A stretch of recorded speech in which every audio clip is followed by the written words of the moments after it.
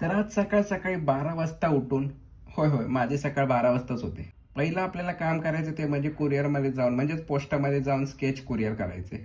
त्या दिवशी आपलं एक स्केच कुरिअर करायचं राहिलं होतं सर्व्हर प्रॉब्लेम असल्यामुळे. तर ते एक स्केच आपल्याला घेऊन जायचं आणि अजून एक छोटं साईजचं स्केच आहे ते पिशवीत भरलं आणि त्याचं ओझं पाठीवरती टाकून पोचलो मी पोस्टामध्ये. आणि अरे बाप काय ती गर्दी. आता म्हटलं इथे 1-1.5 तास तर आरामातच जातोय.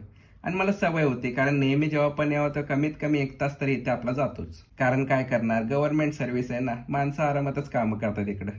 तर कुरिअर करून आल्यानंतर दुपारी आराम केला आणि त्याच्यानंतर बसलो एक स्केच करायला.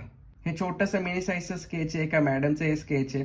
त्याचं पूर्ण प्रोसेस मी याची शूट नाही करू शकत कारण मग 2-2, 3-3 तास कॅमेरा चालूच ठेवायला लागेल. आणि आयफोनची एवढी स्टोरेज नाहीये की 2-3 तास किंवा 5 तास शूट होईल म्हणून. तसं हे मिनी साईजचं स्केच मला लय जास्त आवडतं. म्हणजे दिसायला इतकं सुंदर दिसतं ना आणि हातात पकडल्यानंतर इतकं जबराट दिसतं ना स्केच. तुम्हालाही दाखवतो फ्रेम झाल्यानंतर.